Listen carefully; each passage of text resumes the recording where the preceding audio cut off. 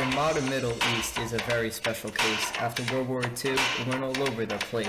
So to you, all the learners across the land, there's no need to worry, just try to understand.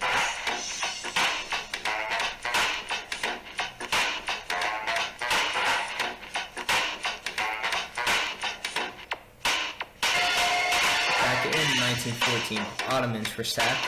Poor Ottomans, struggling to stay intact, being constantly vulnerable to attack, they really had to watch their back.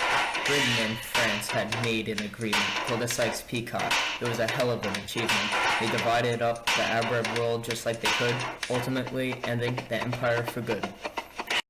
One year, 1922, came instead, and the Ottomans were on their deathbed. The Europeans began to cut the empire apart. The mandate system helped this partition draw a chart.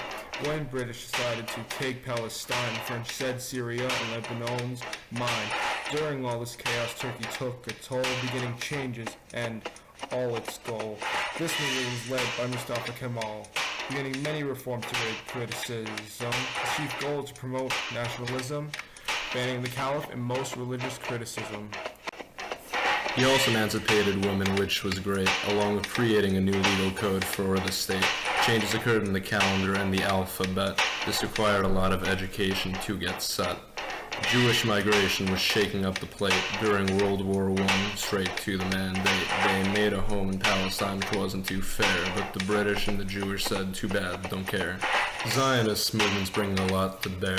The Zionists and British put out the news. The Balfour Declaration helping the Jews, but the conflict started and heated up. Arabs and Jews gonna rough it up.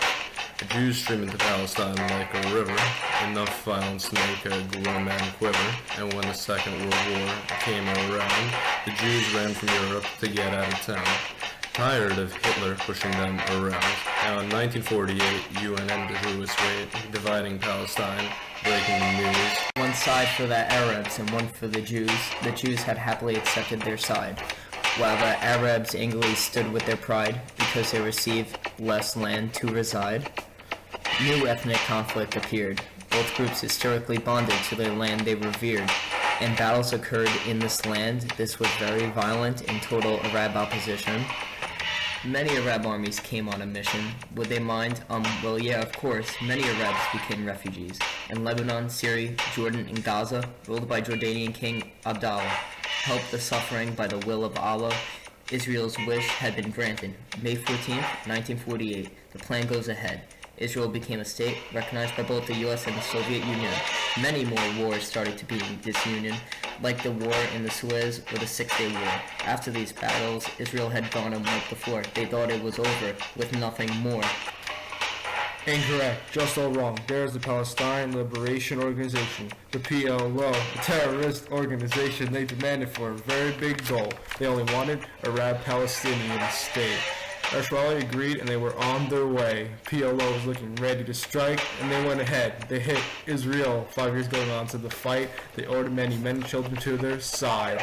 They kicked them all straight out of the door and then said, go forth for the Fatah's war. They put the men to the fight and they continued to go. Just by things in Iran were heating up really fast. Muhammad Reza Pahlavi gained control at last. He was the Shah, the heart and soul of the land, as he modernized and westernized all of Iran. So it's many years until the fall of this man. In the year 1979, there was a fundamental restitution commonly known as the Iranian Revolution. Ayatollah Khomeini returned to Iran. He declared Iran a republic to keep the Quran.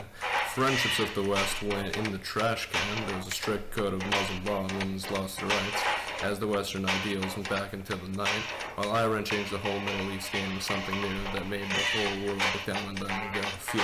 It was the discovery of oil. Countries looked right in. They went in for oil, for greed, and for sin.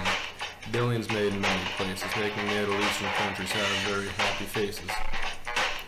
However, this would lead to many consequences. It was 1990, Iraq had become hungry. Their leader, Saddam Hussein, told Kuwait very bluntly he wanted their oil for his very own country.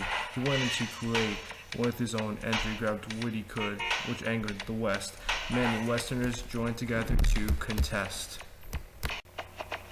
The first Gulf War was lightning fast, modern troops running through Iraq in a flash, leaving as fast as they amassed Peace wasn't ready to stay, however, as Saddam tried to again stay clever, angering the US giant with his crazy endeavors.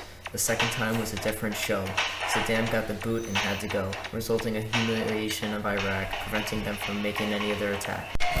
It was amusing to see all they laughed, though the war was a long attack. 10 years or more brings us back to public anger and political attack.